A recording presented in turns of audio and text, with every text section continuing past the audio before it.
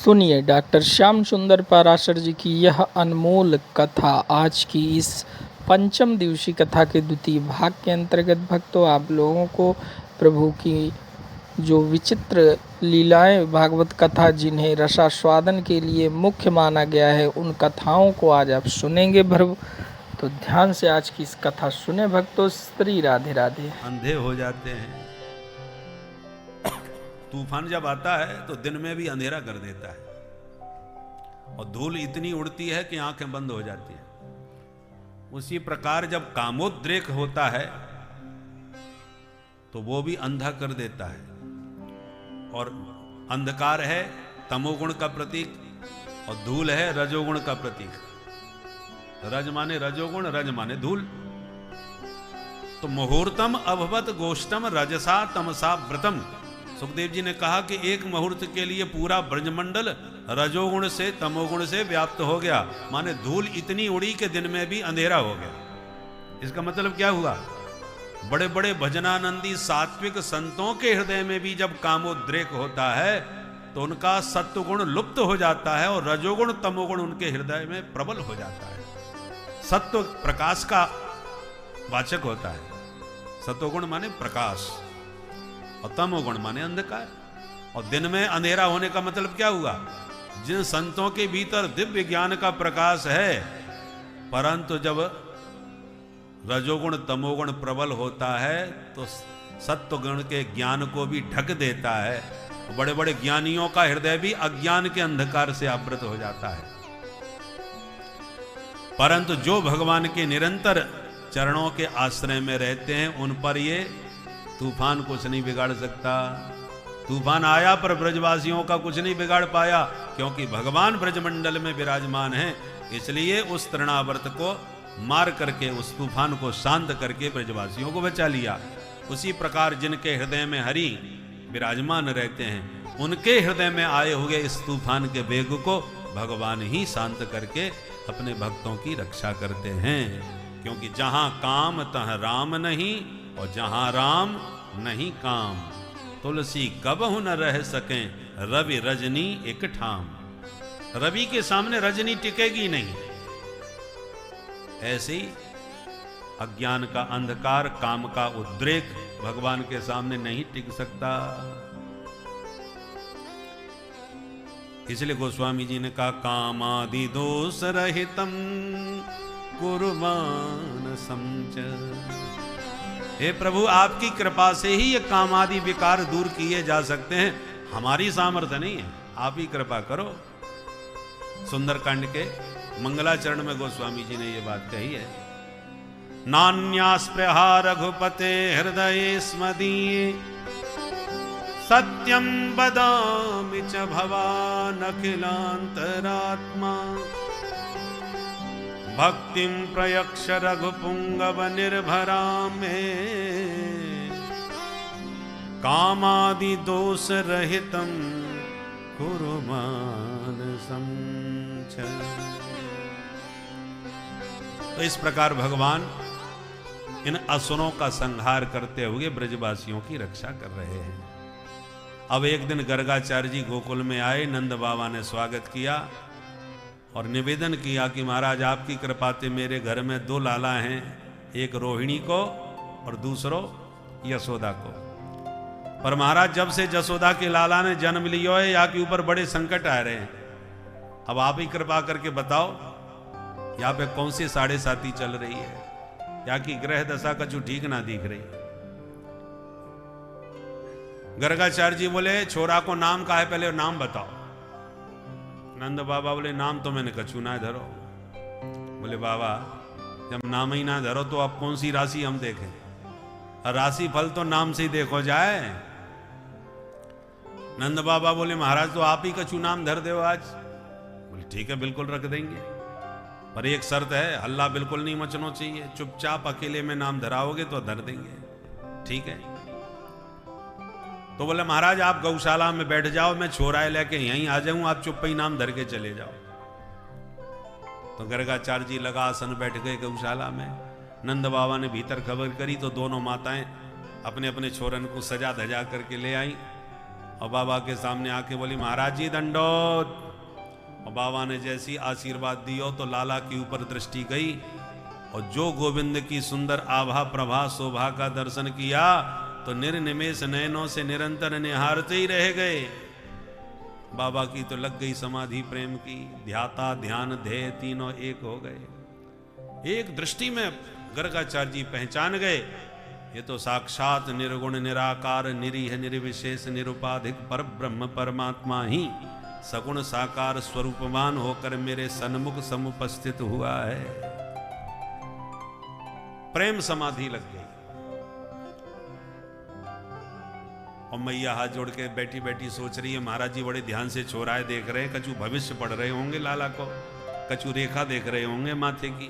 तो मैया बेचारी हाथ जोड़ के बैठी रही। अब 1 घंटा बीत गयो, 2 घंटा बीत गयो, बाबा कछु बोले ही ना। तो मैया डरती डरती बोली महाराज जी बुरो मत मानियो, अब तक तो आपने नाम सोच ही लियो होएगो, मोए घर के और काम निपटाने हैं, आपने जो विचार किए हो बताए दो। अब बाबा हो तो बताएं। बाबा की तो लग गई समाधि। बाबा फिर भी कुछ नहीं बोले तो जसोदा जी रोहिणी की तरफ देखने लगी, बहना देख तो सही है बाबा जी ये का है गयो, न बोले न चाले न हिले न डोले न मटके न सटके, पलक भी ना झपके। रोहिणी जी कान में बोली बहन मोई तो लगे बाबा की सांसों ना चले। अब मैया घबराई, हे भगवान तो महाराज जी ये मेरो ही घर कलंक लगावे को मिलो, अच्छे भले बैठे ठाड़े या बाबा जी ये कहा है गयो। मैया तो महाराज जी को हाथ पकड़ के हिलावे लगी, महाराज जी सोई महात्मा की समाधि खुल गई। सावधान होकर के संभल के बोले हाँ हाँ देवी हमने तेरे छोरा को नाम सोच लियो। मैया बोली धन्य है महाराज, ऐसे नाम सोचो जाए। महाराज जी मैं तो कुछ और ही सोच में लग गई, अब जल्दी बताओ आपने कहा नाम विचार कियो है। महात्मा सोचने लगे आए थे नाम देवे को, पर या प्यारी सूरत को देख के हम तो अपनो ही नाम भूल गए। आलोपितम पुरनने न ममई व नाम। अपने आप को संभाल के दोनों बालकों को निहार के अब गर्गाचार्य जी बोले, मन में सोचा कहीं हमारी परीक्षा तो ना है रही, क्योंकि दोनों माताएं जब चली तो आप उसमें बात कर ली कि जब पंडित को बहुत नाम सुन रहा को है, चलो या पंडित की कजू परीक्षा लेके देखे। कैसे परीक्षा ले? जसोदा मैया बोली बहन मेरे लाला है, तू ले ले, तेरे लाला है मैं ले लूं, पक्को पंडित होएगो तो बताई देगो। इसलिए दोनों माताएं अदला बदली करके छोरन की आई थी और हाथ जोड़ के बोली अब बता महाराज। गर्गाचार्य जी तुरंत जसोदा जी से बोले सुन जसोदा, बोलो महाराज। अयम ही रोहिणी पुत्रो रमयन सुहृदो गुणै आख्यास्यते राम इति बलाधिक्यात् बलम विदु बलाधिक्यात् बलम विदु।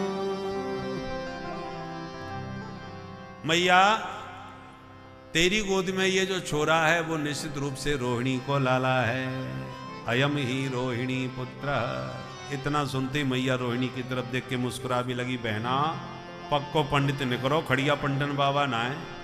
एक ने कहा मैं पट्ट से ही पहचान गए महाराज जी। महाराज जी बिल्कुल ठीक कह रहे हो, छोरा रोहिणी को ही है, पर हम दोनों बहनें अपने छोरन में न को कछु अंतर ना माने। आप ये बताओ या छोरा को नाम का रखोगे? बाबा बोले बलाधिक्यात् बलम विदु। ये छोरा बड़े होके बहुत बलवान निकसेगो, इसलिए नाम रख रहे हैं बलराम। बड़ो सुंदर नाम। महाराज आप छोटे वाले को नाम और बताए दो। बाबा बोले मैया या के नामन की मत पूछे। बहुनी संति नामानि रूपाणी च सुतस्य ते गुण कर्मानुरूपाणि तान्यहं वेदनो जना तान्यहं वेदनो जना। इनके नाम अनेक अनूपा। या छोरा के तो हजारन नाम होंगे, गोपाल सहस्त्र नाम, विष्णु सहस्त्र नाम, सब यही के नाम। मैया बोली महाराज मुझे हजारन की आवश्यकता ना है, आप तो बढ़िया चौको सो एक नाम बताएगा। बाबा बोले तो या समय हम या को नाम रख रहे हैं श्री कृष्ण। कृष्ण को मतलब क्या हो? कर सती थी कृष्ण, या छोरा में गजब को आकर्षण है। जो एक बार या को निहार लेगो जिंदगी भर यही को दीवानो बनो रहेगो, इसलिए कृष्ण नाम या को प्रसिद्ध होएगो। मैया बड़ी खुश। और बता महाराज छोरा आगे चल के कहा करेगो? नौकरी करेगो, व्यापार करेगो, कैसे गैया चराम तो फिरेगो? बाबा बोले मैया या छोरा की रेखाएं बता रही हैं कि आगे चल के पक्को चोर बनेगो। मैया बोली हे भगवान, ये कैसी भविष्यवाणी करो महाराज, आपकी कृपा से 9 लाख गैया है, दूध दही की कमी ना है, और मेरे छोरा है आप चोर बता रहे हो? बाबा बोले हम कछु ना बता रहे, जो रेखा बता रही है वो हम बता रहे। बहुनी संति नामानी, मैया नाम तो अनेक होंगे और जैसो जैसो करेगो काम वैसे ही वैसे पढ़ेंगे ना। आकर्षण की अधिकता से कृष्ण नाम होगो और सब कछु चोरी करके ले जाएगो, इसलिए नाम पड़ेगो हरि। हरि माने सब कुछ हरण करने वाला। ब्रजे वसंतम नवनीत चौरम, गोपांगनानां चदुकूल चौरम, अनेक जन्मार्जित पाप चौरम, चौराग्रगण्यम पुरुषम नमामि। चोर नहीं है, चौराग्रगण्यम, चोरों में अग्रगण्य, चोरन को सरदार बनेगो मैया, इसलिए या को नाम पड़ेगो हरि। हरति गोपी नाम चित्तम वित्तम नवनीतम इति हरि, हरति प्रणत जना नाम पापम इति हरि। जो एक बार या के सन्मुख आ जाए, अपनी चितवन से अपनी दृष्टि से वाके जन्म जन्मांतर के सब पाप हर लेगो, इसलिए भी नाम हरि पड़ेगो।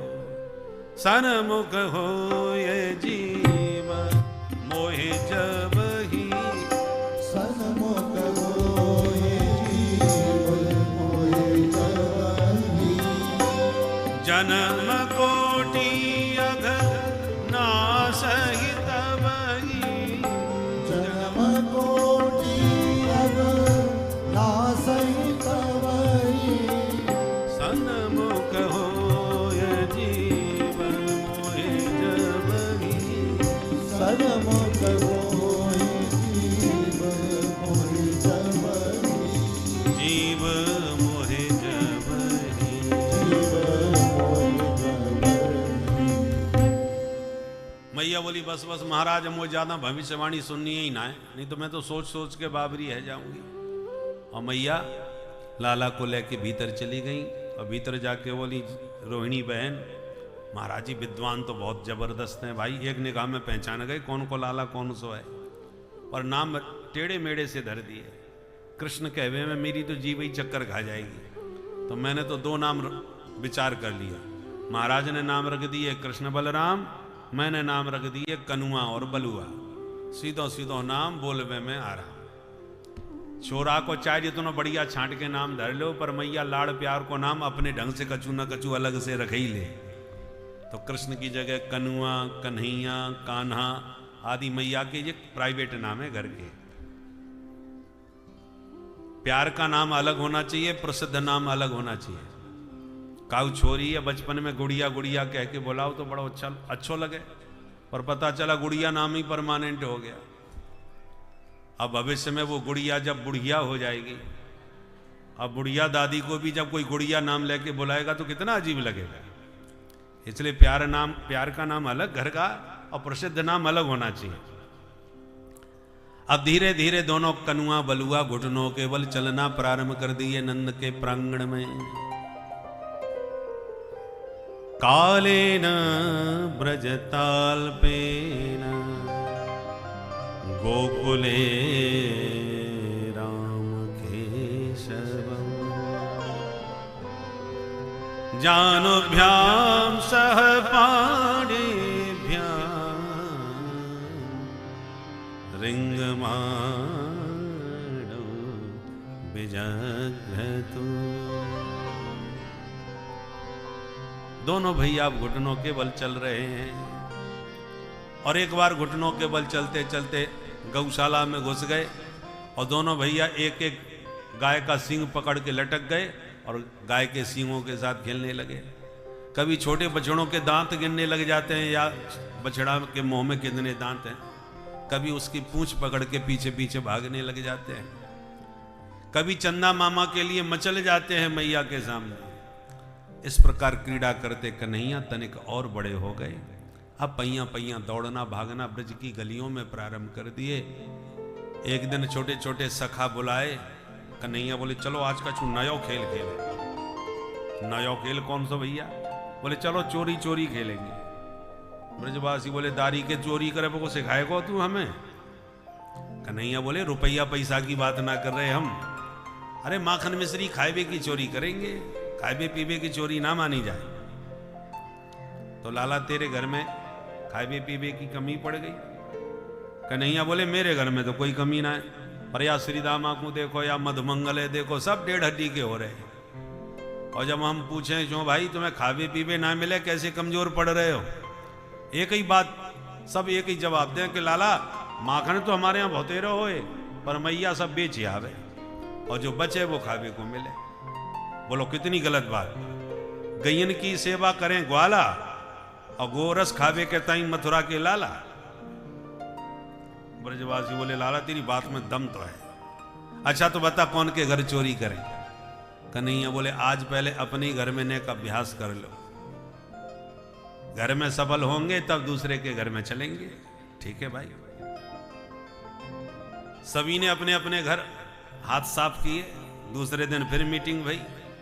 भगवान ने पूछा बताओ कौन ने कहा कि और सब अपनी अपनी कहानी सुनावे लगे। कछु सफल भय कछु विफल भय, कछु पकड़े गए कछु पिटके भी आए।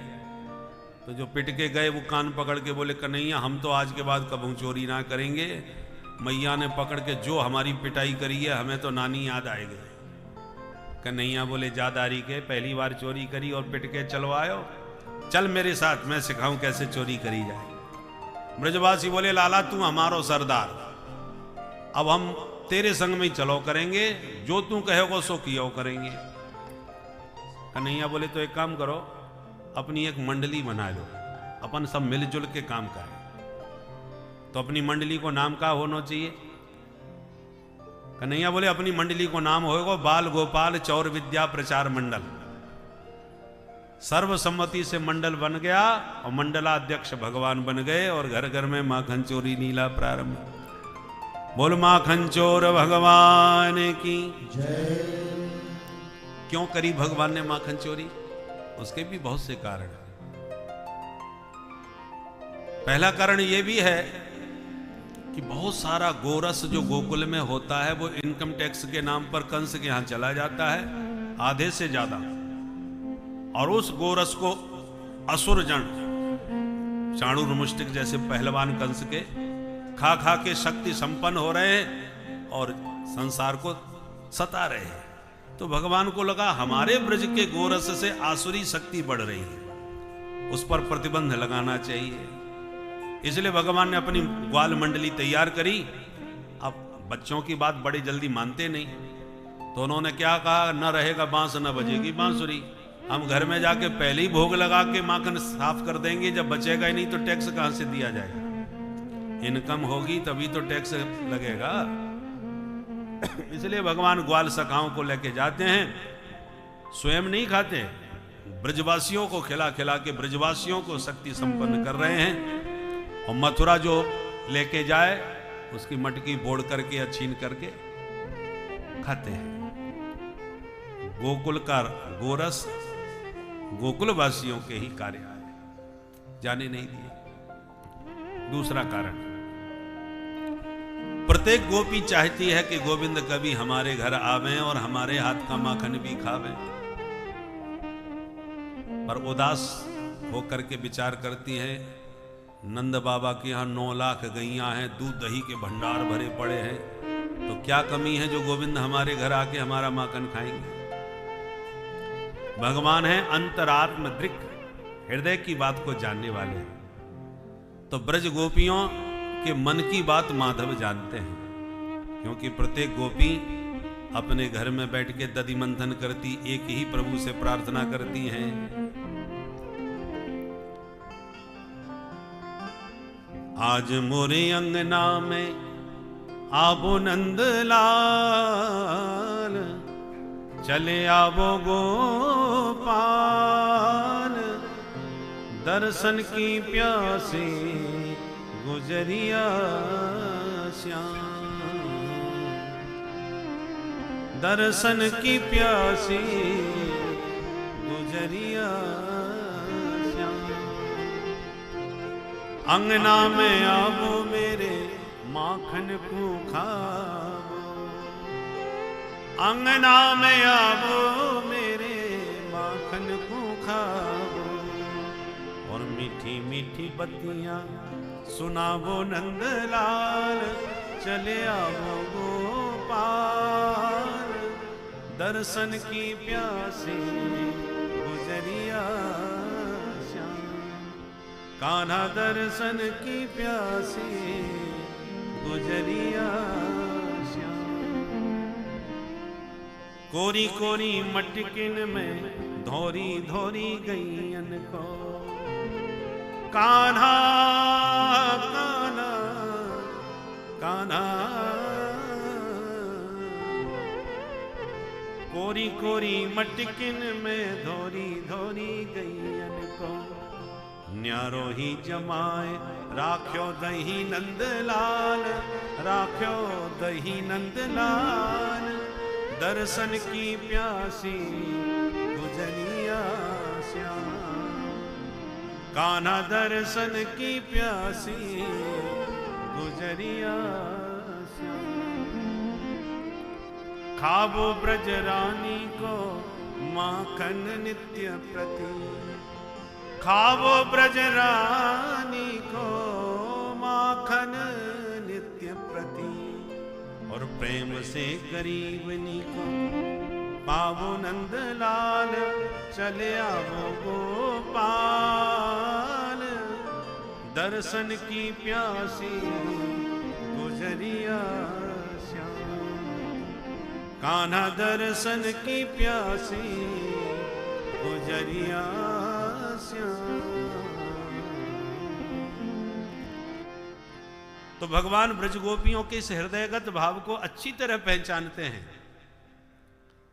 इसलिए भगवान ने माखन चोरी लीला का एक बहाना बनाया और घर घर में जाके गोपियों का माखन खा करके उनका मनोरथ पूर्ण किया है। भगवान के यहां माखन की कमी नहीं है, पर भगवान का नाम है भक्त वांछा कल्प तरु। भक्तों की वांछा को, कामना को कल्प वृक्ष बन के भगवान पूर्ण करने वाले हैं।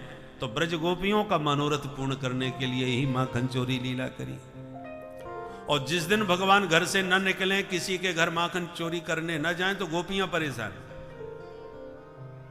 शाम को पनघट पे जाती हैं, पानी भरती हैं और आपस में बतियाती हैं, सखी सुबह से शाम होवे को आ गई, लाला के दर्शन ना भाई, क्या बात है, कैसे दर्शन मिले? तो आप उसमें कहती हैं चलो बाकी शिकायत करके आवे, उल्हानो दे के आए।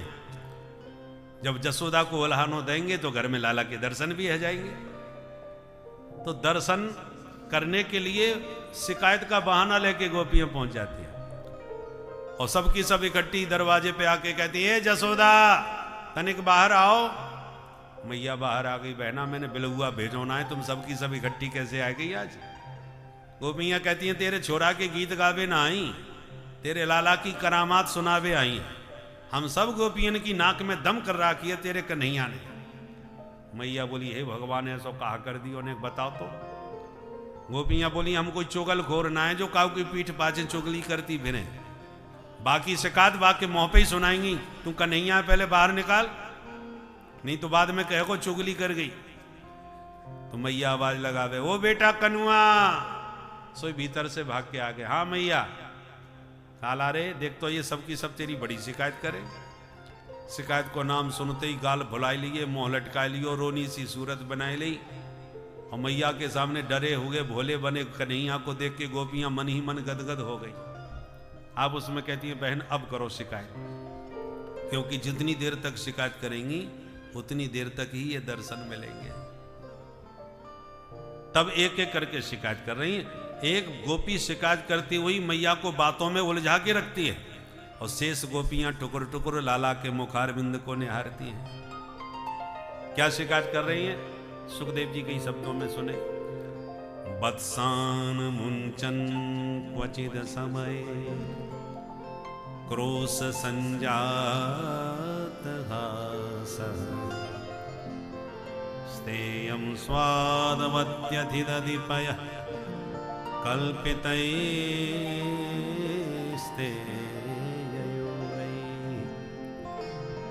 मरकान् भोक्षन् विभजति सचेत नाति भाण्डं भिनत्ति द्रव्यालाभे सगृह कुपितो यात्युपक्रोश्यतो काम्। पहली शिकायत बत्सान मुंचन, मैया तेरो छोरा आवे बछड़ा खोल के भग जाए। मैया बोली तो तू गैया धोबे गई होगी। तो लाला ने बछड़ा खोल दिए। बोली ना ना क्वचित असमय, जब गैया धोबे को कोई समय ना हो तभी खोल के जाइए। मैया बोली तो तू डांट दियो कर, मेरो ही लाला ना है, तू अपनो समझ, गड़बड़ करे तो डांट दे। दूसरी गोपी बोली मैया मैंने डांट के देख लियो। फिर बोले मैं जब एक डांट में लग जाऊं तो ये मुकु देखे मुस्कुरा भी लग जाए। भगवान जाने या की मुस्कान में कहा जादू है कि डांटते डांटते फिर मोहिए हंसी आ जाए, सारी गुस्सा हमारी ठंडी पड़ जाए। मैया बोली तो एक काम कर, मेरो लाला तेरे घर पहुंचे तो ये जो मांगे सो दे दियो कर, जो खावे सो खवा दियो कर, और जितनो खा जाए ले जाए, बातें दुगुनो तू मोते आके ले जायो कर। तीसरी गोपी बोली अरे जसोदा कैसी बात करो, तेरो लाला खाए लेगो तो हम तो उसे मांगवे आएंगी, हमारो ही लाला है, चाहे जितनो खाए ले। मैया बोली तो शिकायत काय क्यों कर रही है? फिर बोले मैया शिकायत खावे की ना है, शिकायत यह बात की है कि मैंने एक दिन आके सामने थाली में परोस के माखन मिश्री सब ढेर सारो धर दियो, और मैं याते हाथ जोड़ के बोली लाला तू प्रेम से बैठ के जितनो चाहे उतनो खा ले, कमी पड़ेगी तो और दूंगी मैं। तुम वो तो एकदम आंख दिखा के बोलो ए गोपी तेने का मोई भिखमंगा समझ रखो है, मैं कोई भिखारी हूं जो तू मेरे को मुंह भीख सी डाल रही है? मेरे बाबा की यहाँ 9 लाख गैया है, तू मेरे घर में आके खा जाइयो, नेक सो माखन मुंह का दिखा रही है। मैं बोली जब इतने बड़े बाप को बेटा है तो चोरी काय क्यों करे? फिर तो तुरंत हंस के कहता है चोरी के माल में स्वादी कछु और होए।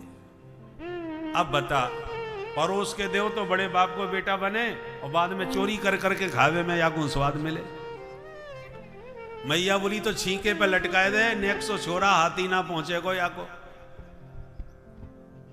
एक गोपी बोली मैया ये जितनो छोटो उतनो ही खोटो, या के पेट की दाढ़ी हमने देखी है, याने पूरी मंडली बना रखी है, पूरी मंडली के संग में आवे और छींके पर जब मटका पावे तो तगड़े से छोरा को घोड़ा बनावे, बाकी ऊपर दूसरो खड़ो है जाए, बाकी ऊपर तीसरो, सबके ऊपर ही अध्यक्ष महोदय विराजमान है जाए, सोई मटकी आया के हाथ लग जाए।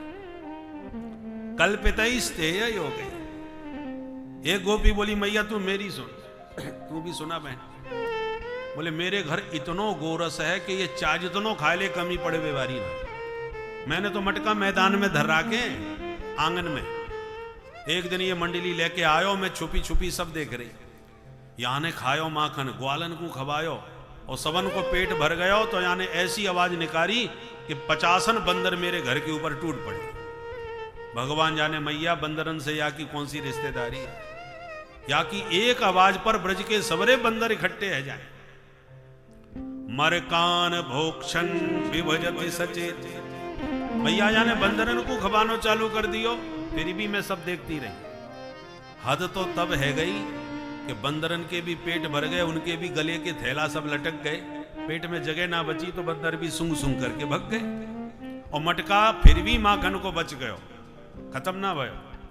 तो जो माखन शेष बच गयो वह मटका को उठा करके ये सूंघ में लग गयो, और सूंघते सूंघते नाक भौं सकोड़ के बोलो राम राम, कितनो सड़ो माखन धर राखो है, बंदरू ना खा रहे। भलो आदमी कोई आ सड़े माखन को खा के बीमार ना पड़ेगो, का जरूरत है सड़े माखन को घर में धरबे की। और यों कह के भड़ाम मटका पटक के फोड़ पाड़ के भाग गयो।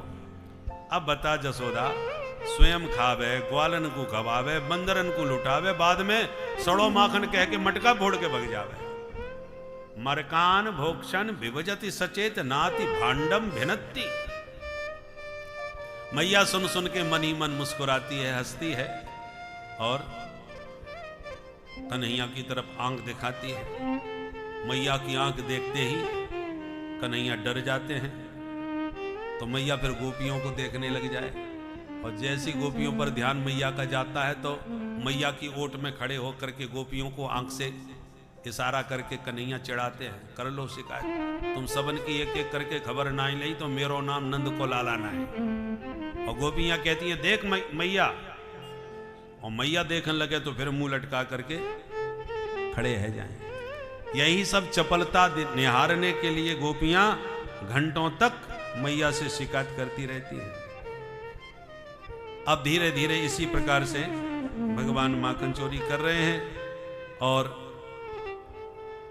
अंत में मैया लाला का पक्ष लेकर के कहती है कि देखो बहनाओं, भगवान की कृपा से मेरे पास माखन मिश्री की कोई कमी ना है, फिर भी यदि मेरो छोरा चोर है तो काउदना या की चोरी पकड़ के दिखाए दो, मैं मान जाऊंगी, नहीं तो फालतू में मेरे छोरा है बदनाम तो तुम करो मत। गोपियां बोली ठीक है जसोदा, तेने अपने छोरा है बहुत सिर चढ़ा रखो है, काउदना पछताएगी। ऐसे बड़बड़ाती हुई मन में मुस्कुराती, हृदय में हरि को बसाए गोपियां लौट जाती हैं। बाद में मैया अकेले में समझाए, देख कन्हैया बेटा, तू काय को चोरी करे, दारी के बदनाम है जाएगा, तेरी शादी यू ना होगी। कन्हैया बोले मैया ये सब की सब गोपियां हैं नंबर 1 की महा झूठी, और तू भोरी भारी इनकी बातन में आ जाए। मैया बोली हंस करके, बेटा सो तो मुझे पूरा विश्वास है अपने लाला पे कि पूरे ब्रजमंडल में सत्यवादी हरिश्चंद्र तो मेरे घर में पैदा भयो है, बाकी दुनिया झूठी होगी, और जादना तेरी चोरी मेरे पकड़ में आएगी, वादना वो खबर लूंगी, कन्हैया तू भी याद रखियो। तो अकेले मैया डांट दे, समझाए दे। और गोपियां शिकायत करके जब घर जाती हैं तो घर में जाकर के प्रभु को याद करती हैं, दधि मंथन करती हुई, और मन ही मन गुनगुनाती है, अरे सुनी है गोकुल नगरिया। आप भी अपने भाव से मेरे साथ मिलकर के गाएं, तो कन्हैया आपके आंगन में भी माखन खाने जरूर आएंगे, और गोपियों की तरह प्यार से बुलाएंगे तब। अरे सुनी है गोकुल नगरिया, आजा आजा सवरिया, सुनी है गोकुल नगरिया, आजा आजा सवरिया, सुनी है गोकुल नगरिया, आजा आजा सवरिया, सुनी है गोकुल नगरिया, आजा आजा सवरिया, आजा आजा सवरिया, आजा आजा सवरिया, आजा आजा सवरिया, आजा आजा सवरिया, ओ आजा आजा सवरिया, आजा आजा सवरिया, ओ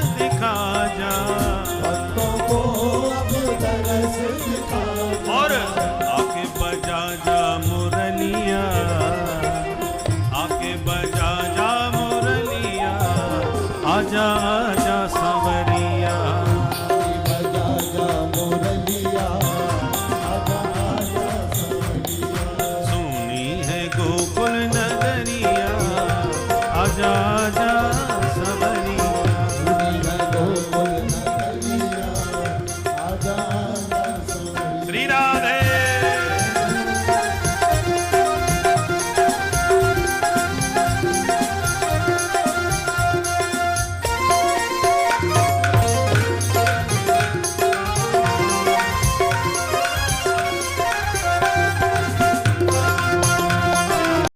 प्रभु का जो आज की इस कथा के अंतर्गत आप लोगों ने भक्तों सुना कि ये जो लीलाएं प्रभु की हैं यह भक्त वत्सल है। प्रभु जो हैं अपने भक्तों की इच्छा की पूर्ति के लिए ही लीलाएं करते हैं। उनका कोई भी अवतार इस पृथ्वी का वह किसी न किसी भक्त के उद्धार के लिए ही अवश्य होता है। इसीलिए उन्हें भक्त वत्सल कहा जाता है। और ऐसे प्रभु की लीलाओं को देखने के लिए भक्त भी व्याकुल रहते हैं।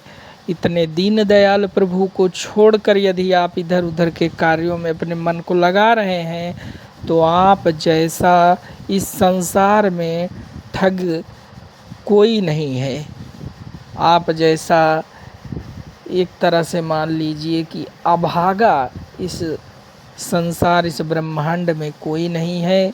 यह जीवन जिस लिए मिला है उसका अवश्य ही उपभोग करें और लक्ष्य को अपने प्राप्त करें। बिना प्रभु की प्राप्ति के आपका सभी साधन बेकार है, क्योंकि मुख्य लक्ष्य इस जीवन मानव जीवन का यही है, प्रभु की प्राप्ति। तो आप लोग जो ये कथाएं चलती हैं इनके माध्यम से प्रभु की लीलाओं को सुनकर अपने मन को प्रभु की तरफ मोड़कर प्रभु के में आत्मसात करके आप प्रभु की लीलाओं को सुनते रहें और भक्ति में अपने मन को और प्रगाढ़ करते रहें। भक्तों, श्री राधे राधे।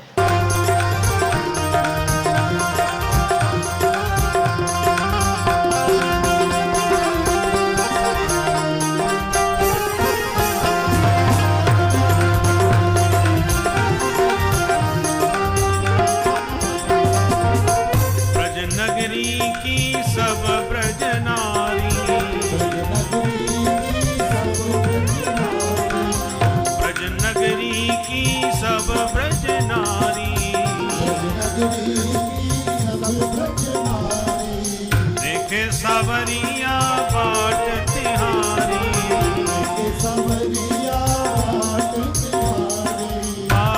तिहारी बाट तिहारी देखे सावरिया बाट तिहारी और तुझको ढूंढे गुजरिया तुझको ढूंढे गुजरिया आजा आजा सावरिया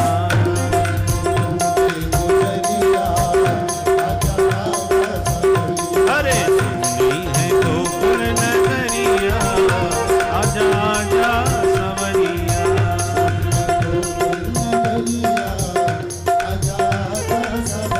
आजा आजा सावरिया ओ आजा आजा सावरिया ओ आजा आजा सावरिया ओ आजा आजा सावरिया सुनी है गोकुल नगरिया आजा आजा सावरिया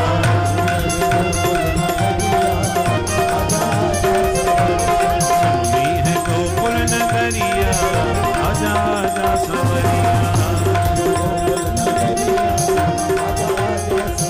आजा आजा सवरिया आजा आजा सवरिया आजा आजा सवरिया आजा आजा सवरिया आजा आजा सवरिया। बोल माखन चोर भगवान की कृष्ण कन्हैया लाल की जय जय श्री राधे। अब प्रभु को लगा माखन तो खूब खा लिया भाई, थोड़ा सा ब्रज रज का भी स्वाद चखना चाहिए।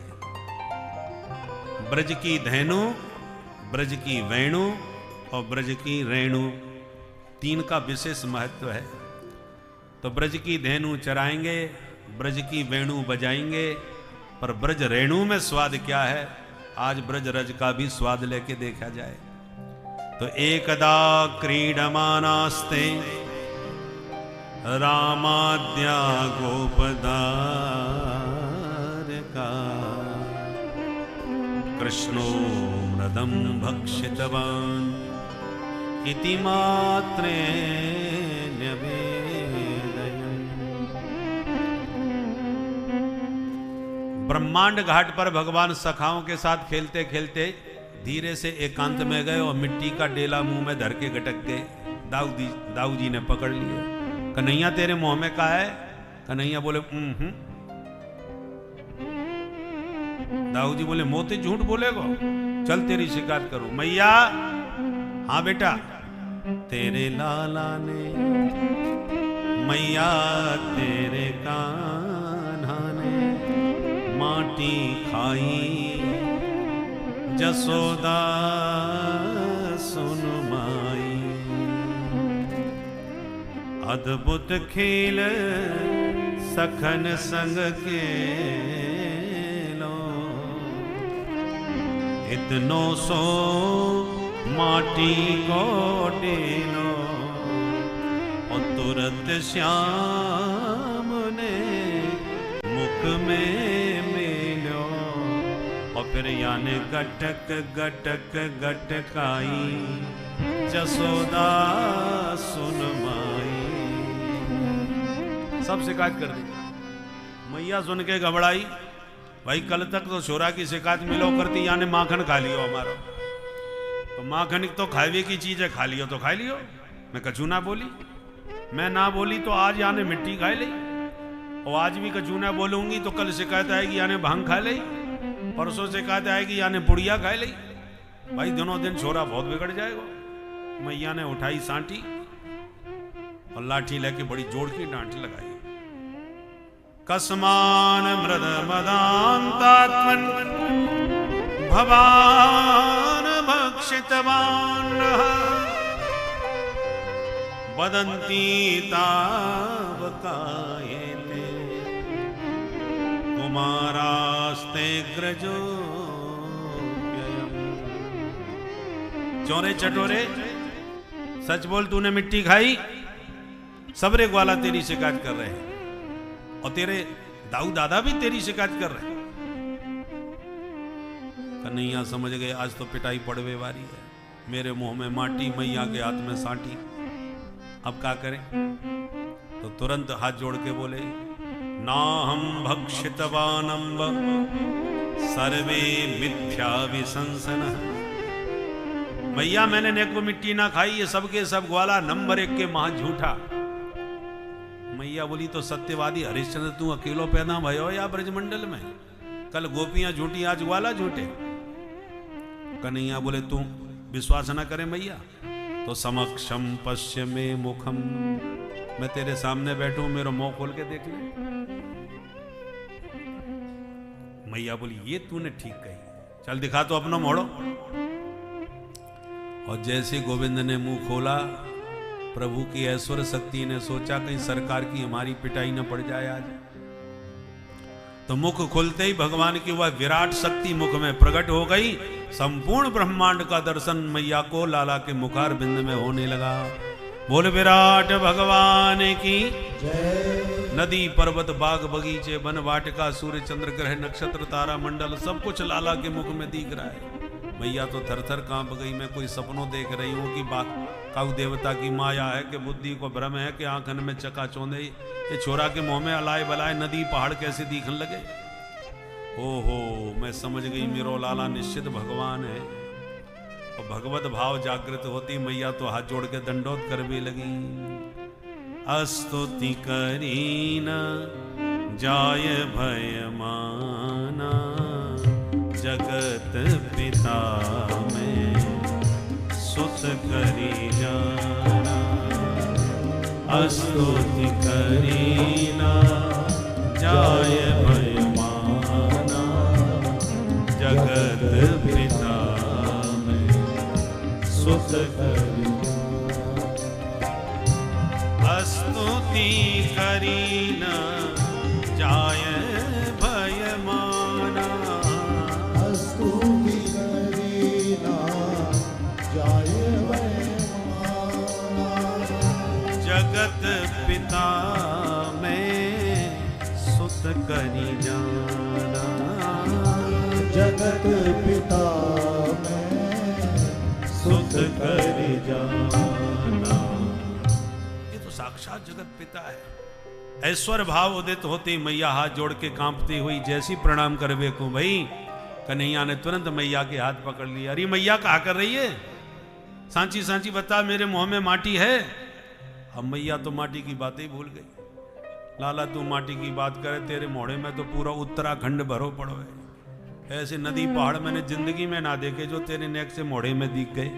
कन्हैया ताली बजा के हंसने लगे। मैया तेरी बुढ़ापे की आंखें चकाचौंध खाई गई होंगी, अब नेक से मुंह में तो को हिमालय दिखने लग गए। अच्छी तरह आंख साफ करके ठीक से देख। अच्छो लाला दोबारा दिखा। मैया आंखें मीड़ मीड़ के साफ करने लगी और उधर भगवान ने माया गायब कर दी। दोबारा मुंह खोला तो कुछ भी नहीं। मैया ने लपक के लाला को छाती से चिपकाई ली। और एक कन्हैया बेटा तूने बिल्कुल ठीक कही, बुढ़ापे में भगवान जाने कैसी कैसी बीमारी लग जाए। थोड़ी देर पहले सचमुच मुझको नदी पहाड़ दिख रहे थे, अब कछु ना दिखे। या को मतलब बुढ़ापे में मेरी आंख खराब है गई, आंखन में कछु चकाचौंध आ गई होगी, तेरे मुंह में कहीं कछु ना है। सब भगवत्ता भूल गई मैया। तुरंत लाला को गोद में लेके वही वात्सल्य बरसाने लगी। बोल नंद के लाला की। नंद और जसोदा पूर्व जन्म के द्रोण और धरा नाम के वसु थे। कठोर तपस्या करके भगवान को प्रसन्न किया। भगवान ने प्रकट होकर जब पूछा क्या चाहते हैं, तो भगवान के रूप पर दीवाने होकर के दोनों ने मांगा, सरकार हम तो आपको अपनी गोद में खिलाना चाहते हैं, आप बड़े प्यारे लग रहे हैं, मन होता है कि बच्चों की तरह आपको गोद में लेके खिलाएं। भगवान ने वरदान दिया, तथास्तु। तो बेटा तो बने देवकी के, पर गोद में खेल रहे हैं यशोदा के। अब आ गई दिवाली, दीपावली का उत्सव आया। तो एकदा गृहदासीसु यशोदानंद गेहिनी, कर्मांतर नियुक्तासु निर्ममंथ स्वयं दधि। यानि यानि गीतानि तद्बाल चरितानि च, दधि निर्मंथने काले स्मरन्ति तान्यगायत, स्मरन्ति तान्यगायत। दिवाली का दिन आया। मैया ने दास दासियों को इधर उधर के काम में सफाई में लगा दिया और लाला के लिए स्वयं दधि मंथन करने लगी। जैसी मथानी की आवाज आई, कन्हैया जागे भागे और मथानी पकड़ के खड़े होके बोले, मैया भूख लग रही है। तो मैया सब काम छोड़ के लाला को गोद में लेके अपना स्तन पान कराने लगी। मैया का दूध पी रहे थे कन्हैया कि अचानक बोले, मैया एक बात पूछूं? बोले, बेटा एक ना है, तू 10 पूछ ले। बोले, मैया ये बता, तो को दूध प्यारो लगे कि पूत? तो मैया बड़ी जोर से हंसने लगी। अरे बेटा तू कैसी बात करे, मोए संसार में अपने पूत से ज्यादा प्यार और कछु ना लगे, ये दूध दही की बात ही छोड़ देते।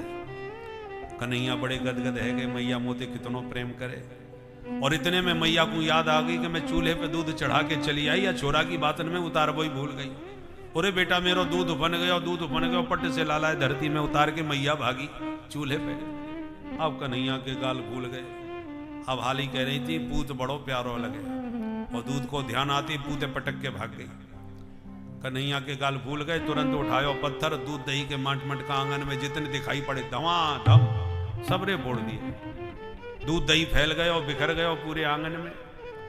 अब कन्हैया को लगा डर के आज मैया ना छोड़ेगी, सो पहली रोना चालू कर दिया। झूठ मूठ के आंसू जबरदस्ती निकाल भी लग गए। पर उफनते दूध को उतार के मैया जब आंगन में वापस आई और जो टूटे फूटे मटका दिखाई पड़े, मैया बोली हे भगवान, गोपियन की शिकायत पर मैं नेको विश्वास ना करती, पर अब पक्को विश्वास है। जब मेरी घर में जाने मेरी ददिया सास के जमाने के कितने पुराने कारे कारे चिकने चिकने माट मटका 2 मिनट में सब फोड़ फाड़ के बराबर कर दिए, तो औरन के घर में कहा कर तो हो गई या कु दंड ना दियो तो छोरा उद्दंड है जाएगा। मैया ने लाठी उठाई, पकड़ बेकू जैसी आई, देखते ही कन्हैया ने दौड़ लगाई, आगे आगे कन्हैया, पीछे पीछे मैया। मैया बोली देख लाला तू जल्दी आ जानी, बहुत मारूंगी। कन्हैया बोले मारेगी इसीलिए तो भाग रहे। कन्हैया पकड़ में नहीं आए तो मैया लाठी टेक के बैठ गई और बोली देख लाला तू प्यार से मेरे पास आ जा तो मैं बिल्कुल ना मारूंगी। कन्हैया बोले तो पकड़ के करेगी का फिर? मैया बोली लाला तेरी पूजा करूंगी। कन्हैया बोले आज कौन सा पर्व है? बोले बेटा तू पास में आ फिर बताऊंगी। बोले मैया पूजा करेगी तो लाठी काय को ले रखी? मैया बोली अरे बेटा बुढ़ापे में लाठी सबन को लेनी पड़े, ले मैंने ये फेंक दी लाठी। जो लाठी फेंकी सही कन्हैया पास में आ गए और जो निकट आए मैया ने गप से हाथ पकड़ लिया, बेटा तू तो घर चल, तेरी तो वो पूजा करूंगी कि छठी को दूध याद आ जाए। अब कन्हैया ने जोड़ जोड़ से आंख मीड़ के रोनो चालू किया। मैया ने जो मोटो मोटो काजल आंखन में लगा राखो, उन आंखन को मीड़ मीड़ के पूरा काजल कपोलों तक फैला लियो और जगन्नाथ भगवान जैसी आंखें हो गई महाराज, पूरे मोड़े में काजल फैल गए। अब मैया को दया आ गई, ज्यादा मारबो पीटबो ठीक ना हो छोरन को, सो पकड़ के भीतर ले आई और उखल में बांधवे लगी रस्सी से। मैया रस्सी पर रस्सी जोड़ती जाए पर 2 ही अंगुल बार बार कम पड़ती जाए। तदपि द्व्यंगुलम न्यूनम यद यदा दत्त बंधनम। 2 ही अंगुल कम क्यों? जीवन में 2 कमी रहती है, या तो किसी के पुरुषार्थ में कमी रहती है और पुरुषार्थ प्रबल होने पर भी सफलता नहीं मिल रही तो कृपा में कमी रहती है। जीवन में पूर्ण सफलता तभी मिलेगी जब आपका पुरुषार्थ और हरि की कृपा दोनों परिपूर्ण रहे। बहुत से लोग पुरुषार्थवादी कर्मयोगी होते हैं, वो कृपा को महत्व नहीं देते, और जो कृपाकांक्षी होते हैं वो पुरुषार्थहीन होकर बैठ जाते हैं। अजगर करे न चाकरी, पंछी करे न काम, 10 मलूका यूं कहें सबके दाता राम। इन वचनों का आधार लेके पुरुषार्थहीन हो जाते हैं। दोनों की आवश्यकता है, आपका पुरुषार्थ भी होना चाहिए और हरि की कृपा भी साथ में होनी चाहिए। भगवान ने कृपा में तो कोई कसर नहीं रखी। इस समय बड़ा अनुकूल वातावरण चल रहा है भाई देश का।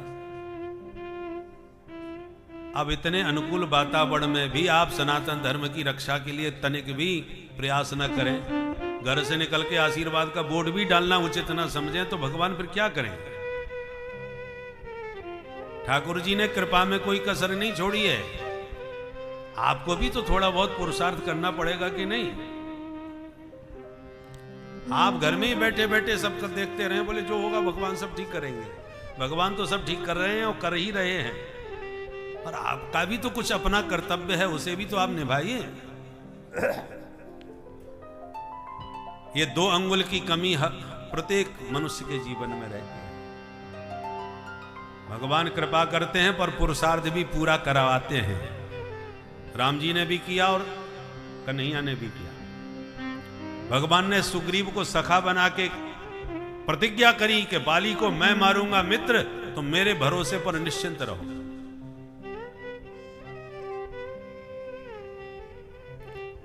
सुग्रीव एकदम निश्चिंत हो गए, राम जी बाली को मार देंगे, मैं किष्किंधा नरेश बनकर ठाठ से राज्य करूंगा। परंतु प्रतिज्ञा राम जी ने करी बाली को मारने की और तुरंत कहा कि सुग्रीव जाओ लड़ने के लिए। महाराज मारोगे आप तो मुझे लड़ने क्यों भेज रहे? बोले नहीं, तुम क्या घर बैठे ही आनंद लेना चाहते हो? कर्तव्य तो तुम्हें पूरा करना पड़ेगा, परिणाम मैं दूंगा। कर्मण्येवाधिकारस्ते मां फलेषु कदाचन। फल मैं दूंगा पर कर्म तो तुम करो। बाली को राम जी नहीं मारा, युद्ध तो सुग्रीव ने ही किया। ऐसे कन्हैया कहते हैं अर्जुन ये सबको मैंने मार दिया है, जब मरे पुतले खड़े, पर लड़ना तुमको पड़ेगा, युद्ध तुम करो। अर्जुन को युद्ध करना पड़ा और भगवान ने सारथी बन करके पूरे युद्ध में साथ भी निभाया।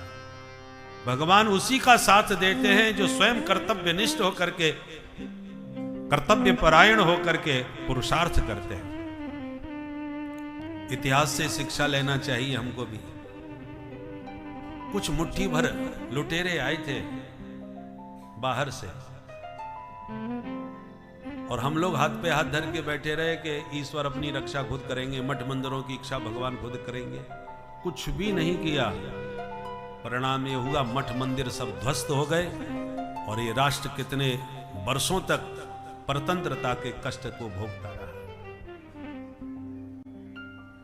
इसलिए कर्मनिष्ठ होना बहुत आवश्यक है। कर्मनिष्ठ का साथ भगवान भी देते हैं।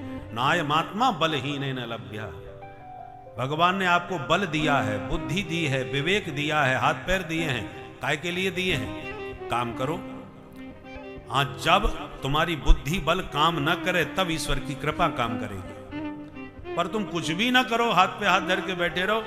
अरे भोजन की थाली सामने आए तो हाथ से आपको उठा के खाना तो पड़ेगा। क्या भगवान ही खिलाने आएंगे? इसलिए 2 अंगुल की ये कमी है। तप प्रभावात दैव प्रसादा। आप तपस्वी बने, कर्मनिष्ठ बने, कर्मयोगी बने और भगवान निश्चित आपके कर्म पर कृपा भी करेंगे, तब जीवन में सफलता प्राप्त होगी। तो जसोदा मैया बांध नहीं पा रही, 2 अंगुल कम पड़ रही।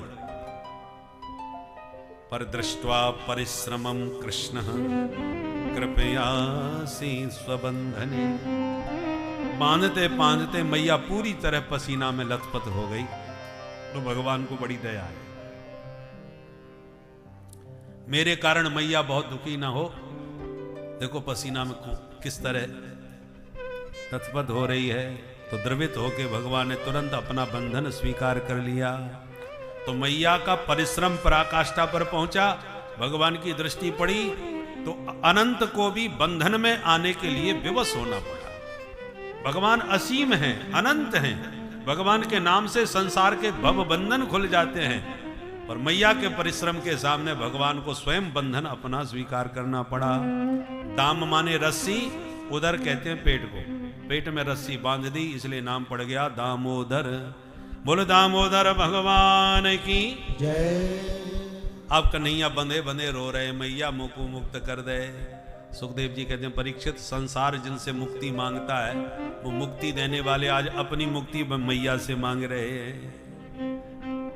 पर मैया तो बांध के भीतर चली गई। अब बंधे हुए कन्हैया ऊखल को सरकाते हुए आगे बढ़े।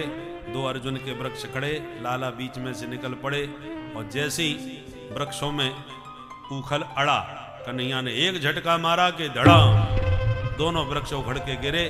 2 दिव्य महापुरुष प्रकट हुए। परीक्षित ने पूछा कौन थे महाराज? सुखदेव जी कहते हैं ये दोनों कुबेर के बेटा थे। नलकुबर मणिग्रीव इन दोनों का नाम था। कुबेर कौन है?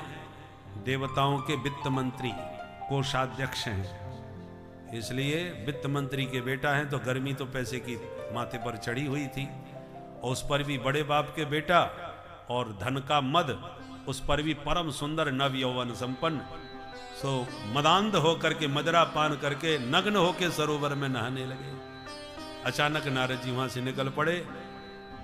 तो बाहर आकर के नारद जी को नग्नावस्था में महाराज जी दंडोत। सोई नारद जी का माथा गर्म हो गया। निर्लज्ज कहीं के शर्म नहीं आती? जाओ शाप देता हूं, तुम दोनों ऐसी वृक्ष बन के खड़े रहो। चरणों में गिर के रोने लगे। महाराज भूल हो गई, होश में नहीं थे। तो बाबा को दया आ गई, अच्छा जाओ भगवान तुम्हारा उद्धार करेंगे। तो आज भगवान ने स्वयं उखल में बंद करके इन दोनों को भव बंधन से मुक्ति दिला दी। दोनों ने भगवान की स्तुति गाई। वाणी गुणानुकथने श्रवणौ कथाया हस्तौ च कर्म सुमन स्तव पादयोर्न स्मृत्यां शिरस्तव निवास जगत प्रणामे दृष्टि सतां दर्शने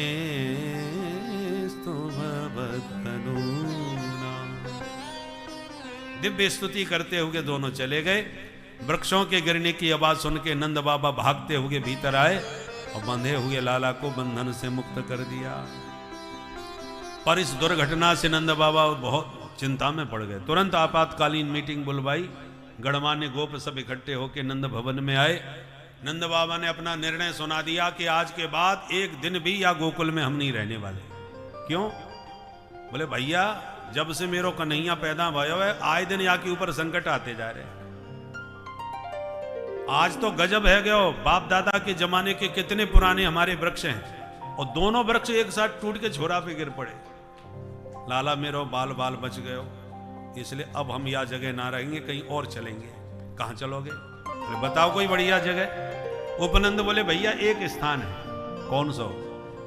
बोले वनम वृंदावनम नाम पशव्यम नवकाननम गोप गोपी गवाम सेव्यम पुण्याद्री तृणवीरुधम। बाबा अपने ब्रज में बहुत सारे वन हैं। वृंदावन, निधिवन, बेलवन, कामवन, तालवन, मधुवन, भांडीर वन, ये सब ब्रज के वन हैं। पर सबसे उत्तम वन है वाको नाम है वृंदावन। बोल वृंदावन बिहारी लाल की जय। वृंदावन का मतलब वृंदा कहते हैं तुलसी को। वृंदाया तुलस्या वनम वृंदावनम, जो तुलसी का वन है। अथवा वृंदाया राधिकाया सेवित वनम वृंदावनम, जहां राधा रानी का साम्राज्य है। किशोरी जी के द्वारा सुसेवित जो वन है वाको नाम वृंदावन। अथवा वृंदानाम भक्त समूहा नाम वनम वृंदावनम, जहां भगवान के भक्त वृंद वास करते हो उन भक्तों की भूमि का नाम है वृंदावन। हर भूमि का अलग अलग महत्व होता है। कोई ज्ञान की भूमि, कोई तपस्या की भूमि, कोई योग की भूमि, तो कोई भक्ति की भूमि। वृंदावन भक्ति की भूमि है। धन्यम वृंदावनम तेन भक्तिर्नृत्यति यत्र च। भक्ति स्वयं थिरकती है वृंदावन में। आप वृंदावन में जाके देखो, ब्रजवासी 90 साल के डोकरा भी ठुमका लगाते आपको नाचते नजर आएंगे, झूमते रहते हैं। ब्रजवासियों को जन्म से ही गाना और नाचना आता है।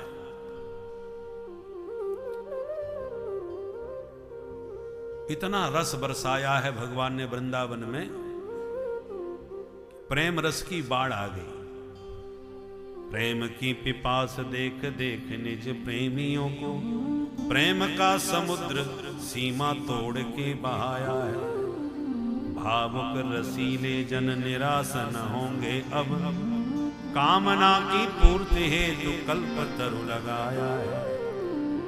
चिंतामणि जटित चारों चादर बिछाई जहां, भांति प्रतिभांति कुंज कुंज से सजाया है। भारत का भूषण तिलक तीनों लोकों का, भक्तों के वास हेतु वृंदावन बनाया है।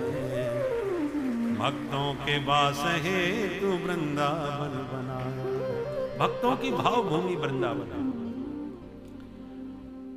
और वृंदावन में ही इतना रस क्यों बरसा?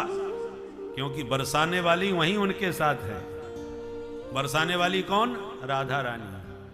बोल राधा रानी की जय।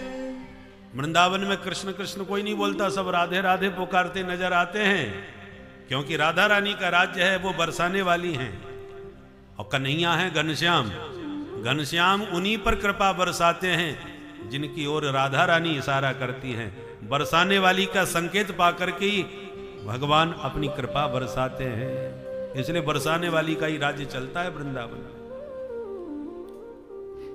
अभी ब्रजवासी वृंदावन की महिमा सुनकर इतने प्रसन्न हुए, बैलगाड़ियों में सामग्री सजाई और गोकुल छोड़ के चल पड़े वृंदावन की ओर।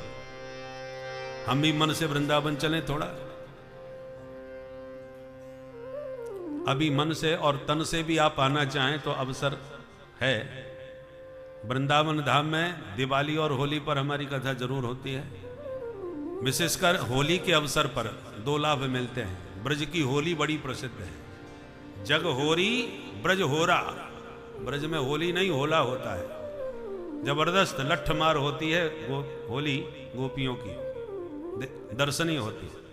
इस बार भी हम 11 मार्च से 17 मार्च तक वृंदावन धाम में अपनी आश्रम में कथा होगी और उसमें बहुत से लोग सम्मिलित होकर के दूर दूर से पधारते हैं और जितने लोग आते हैं बहुत से लोग उसमें पोथी रख करके अपना पारायण भी कराते हैं, क्योंकि बहुतों की कामना होती है कि महाराज आपसे भागवत कराना चाहते हैं परंतु इतना बड़ा खर्चा हमारे से नहीं हो पाता। तो हम कहते हैं वृंदावन धाम में आओ और वृंदावन में आकर के आराम से बैठकर, क्योंकि आयोजक जो होते हैं वो कम ही हैं जो मिश्रा जी की तरह कथा सुन पाए। नहीं तो प्राय लोग कथा नहीं सुनते, व्यवस्था में लगे रहते हैं, कौन आ रहा है कौन जा रहा है, कहाँ हो रहा है क्या हो रहा है। आयोजक शांति से बैठ के कथा प्राय नहीं सुन पाते, सबका अनुभव है, बहुत कम। इसलिए हम कहते हैं वृंदावन में आओ, अपना पारायण भी एक ब्राह्मण के द्वारा पारायण भी कराओ तो आपको भागवत श्रवण का पूर्ण लाभ मिलेगा, क्योंकि आपके संकल्प का पारायण भी होगा ब्राह्मण के द्वारा तो आप श्रवण भी करेंगे और तीर्थ में अनंत गुना उसका फल भी प्राप्त होता है। और वो भी जहां गोविंद की ब्रज लीलाएं हुई हैं उसी लीला भूमि में, ब्रज भूमि में बैठ के कथा सुनना और पारायण कराना बहुत पुण्य का भी लाभ होता है और साथ ही साथ होली का भी दर्शन होता है और साथ ही साथ ब्रज की विभूतियां भी वहाँ कथा में आकर के आशीर्वाद प्रदान करती हैं। तो कई लाभ एक साथ उपलब्ध हो जाते हैं। तो जो भी उसमें आनंद लेना चाहें, सम्मिलित होना चाहें तो हमारे पचौरी जी बैठे हैं, आप अपना रजिस्ट्रेशन करा सकते हैं, क्योंकि उस समय भीड़ बहुत भयंकर होती है। इसलिए पहले जब तक रिजर्वेशन नहीं होगा तब तो वहाँ व्यवस्था बनाना बहुत कठिन हो जाता है। इसलिए आपको नामांकन कराना जरूरी होगा ताकि आप निश्चिंत होकर के बैठ के कथा का आनंद लें और ब्रज रस का भी पूरा आनंद प्राप्त हो। भक्तिमती मीरा मेवाड़ से आकर के वृंदावन में दीवानी हो गई और मस्ती में गाने लगी। लागे वृंदावन को माने, लागे वृंदावन लागे वृंदावन को माने, लागे वृंदावन। श्री राधे है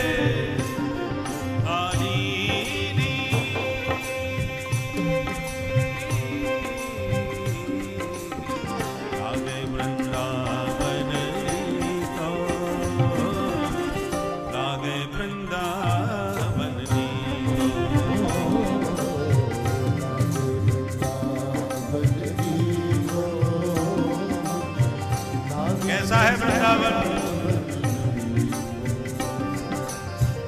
घर घर तुलसी ठाकुर सेवा, घर तुलसी ठाकुर सेवा, घर घर तुलसी ठाकुर सेवा, घर तुलसी ठाकुर सेवा। दर्शन गोविंद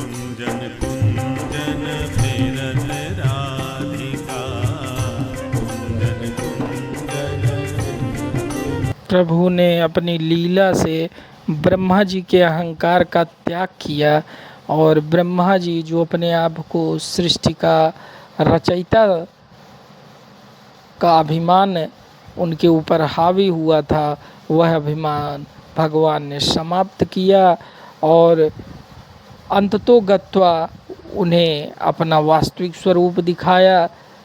इस तरह से प्रभु अपने भक्तों की जो कुछ भी कमियां होती हैं उसको दूर स्वयं करते रहते हैं। जैसे ब्रह्मा जी भी उनके परम भक्त थे और उनके अंदर जब अहंकार आया तो प्रभु ने इस लीला के माध्यम से उनके अहंकार का नाश किया। और सभी ग्वाल बाल जो थे, जब 1 वर्ष पश्चात पुनः वह अपने घर को लौटे, तब वो बताने लगे कि कन्हैया ने अघासुर मार दिया। 1 साल बाद बच्चे अपने माता पिता को ये बात बता रहे हैं, क्योंकि 1 साल तक तो वो ऐसी निद्रा में थे कि जैसे अभी अभी घर आए हों। तो यह जो प्रभु की लीलाएं हैं, ये समय से परे हैं, जिसको हमारा मन और मस्तिष्क हम मानवों का वहाँ तक पहुँच ही नहीं सकता। ऐसे ऐसे असंभव कार्य संभव होते दिखते हैं प्रभु की कृपा से। कहा जाता है कि गाय के खुर में समुद्र समा जाए। अब समुद्र कितना अथाह होता है और उसे गाय के खुर जितनी जगह में समवा देते हैं, तो ये प्रभु की ही कृपा है। क्योंकि भक्ति के बल पे ही अगस्त ऋषि ने पूरा समुद्र, सप्त सिंधु जो 7 समुद्र थे, उन्हें ही पी लिया था। तो यह सब लीलाएं जो प्रभु की हैं, इसमें असंभव भी संभव नज़र आने लगता है भक्तों। इसीलिए सब चीज़ छाड़ के प्रभु के भजन में मस्त हों। श्री राधे राधे।